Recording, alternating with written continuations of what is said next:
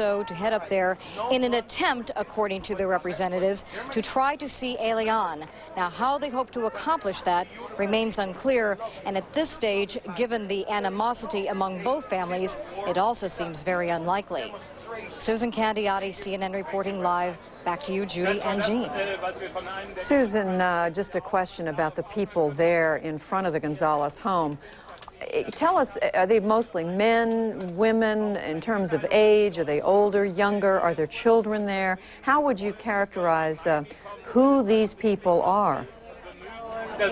Well, this represents a very loyal segment of the Cuban exile community, and there is a broad age range represented here, young and old alike, mothers. I even saw a gentleman carrying his young child on his shoulders while the father was trying to balance the child and at the same time wave a flag over his head, expressing his anger at the U.S. government for what has occurred here. So, and it's many of these people have been here day after day for the past several months, maintaining around-the-clock vigil in an attempt, at least symbolically, to try to prevent federal agents or urge the U.S. government to not come here and do what they did this day. As far as these people see it, no good can come of a reunion, even though it is a matter of putting together a young boy with his father. As these people see it, and they continue to say, the boy is not going back to his father. They say he's going back to Fidel Castro, and they continue to maintain, in their view, that the boy will somehow be brainwashed when he goes back to his father. So, unfortunately, from this end of things, they see no good coming of a reunion. They see only evil, as they put it. All right, CNN's Susan Candiotti. We, of course, are going to be coming back to you throughout this day outside the home of the Gonzalez, outside the home of the Gonzalez family. Jean. We're going once again to Mark Potter, who is 5 blocks away from Lázaro Gonzalez's home. There is a very tense situation in the streets there, as Miami police are clearly trying to guard against flashpoints, which would make the situation even worse. Mark? Well, we're looking at a situation here that is changing somewhat. The police who were maintaining a line at the intersection of 27th Avenue and West Flagler Street in Miami's Little Havana have now moved forward a bit, just trying to chase the crowd to the west.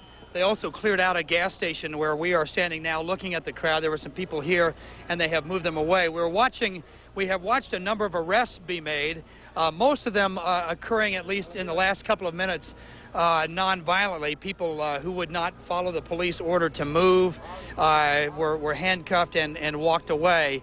And so the police are now very much trying to gain control of this intersection. They came in force here, I've lost track of time, maybe a half hour ago, firing tear gas, spraying pepper gas, and clearing the intersection out that had been taken over by the protesters in this business area of Little Havana.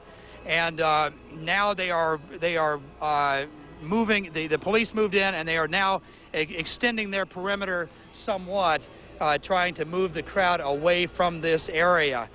This has been largely a non-violent event. I mean, some fires have been set. Some bottles were thrown at a fire vehicle that tried to come into the area when the crowd had control of it. But we have not seen, at least at this stage, any serious injuries. There was some scuffling earlier at the time of some of the arrests, but that's it so far. So this is a very tense situation. The crowd here very angry over the Elian Gonzalez situation, extremely angry with the Clinton administration's and the Justice Department's handling of this situation, and this is not a surprise. Officials worried that this would happen.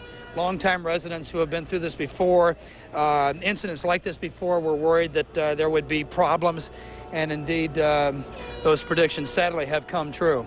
Gene? All right.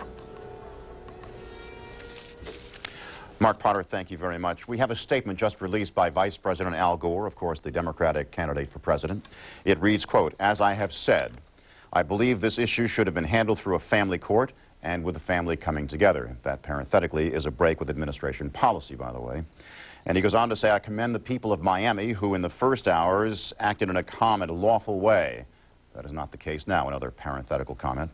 And I ask that all Americans, no matter what their position on this issue, obey the rule of law. That once again from Vice President Al Gore.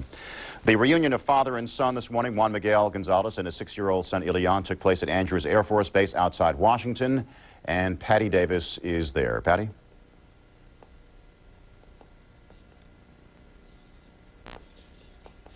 We don't have Patty Davis. We'll get to her when we can, but right now we'll take a break.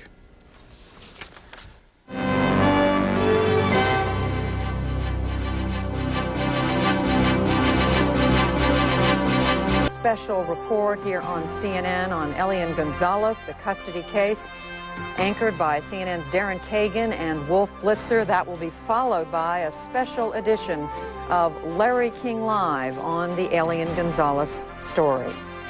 We're following this story very closely. Just a little over 7 hours ago, agents went into the home of the Miami relatives of 6-year-old Elian Gonzalez, removed the boy from the home in a matter of just a few minutes, put him in a van, took him to a place where there was an airplane, have flown him to Washington, an area just outside Washington, D.C., Andrews Air Force Base, where he has been reunited just a matter of a few hours ago with his father, Juan Miguel Gonzalez. In the meantime, tempers have flared. Some tempers have flared in the Miami area called Little Havana, where there is a large Cuban-American contingent, Cuban-American community.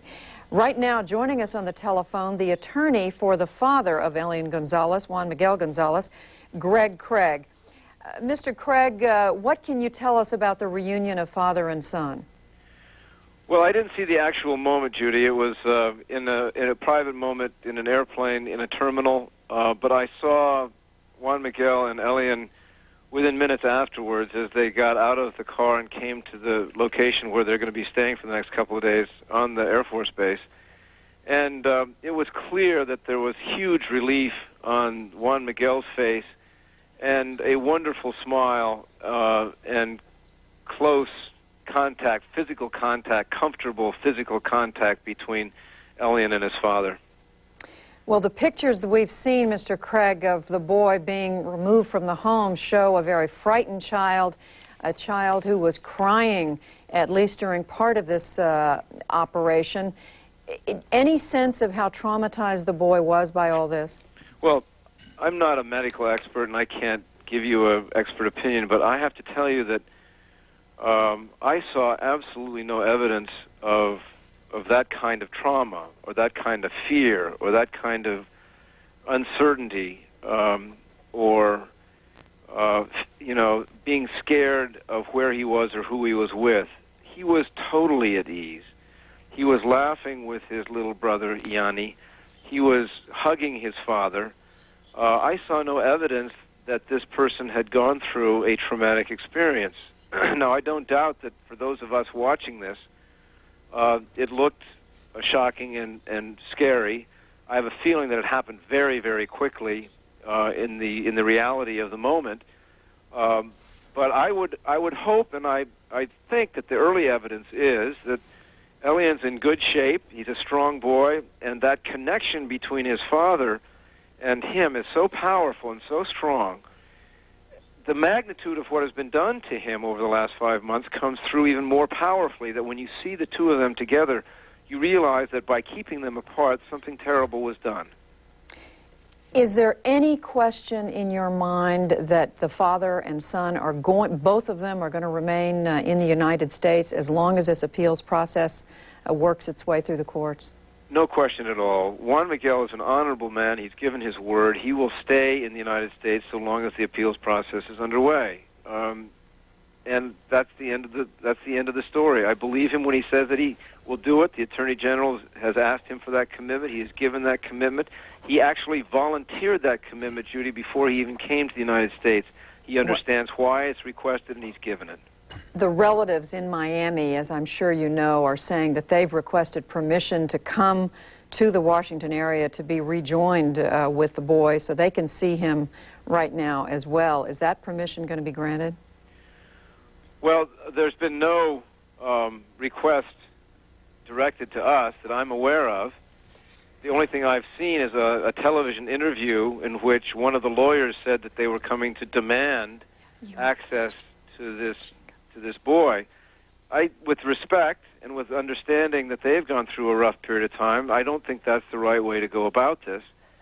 And I would also suggest that they might give a couple of days' time for this father to be able to spend time with his son before making that request, and then it may be possible. But I think in the next couple of days, Juan Miguel and Elian Gonzalez are going to spend a lot of time together. Mr. Craig, it's Gene Randall in Washington. I have a question for you, but first I'm going to defer to my legal colleague, Roger Cossack. Roger? Greg, as you know, appeals in this matter could take several months, if not perhaps even a year or more. Are you saying that Juan Miguel is prepared to stay in this country through all the appeals, no matter how long they may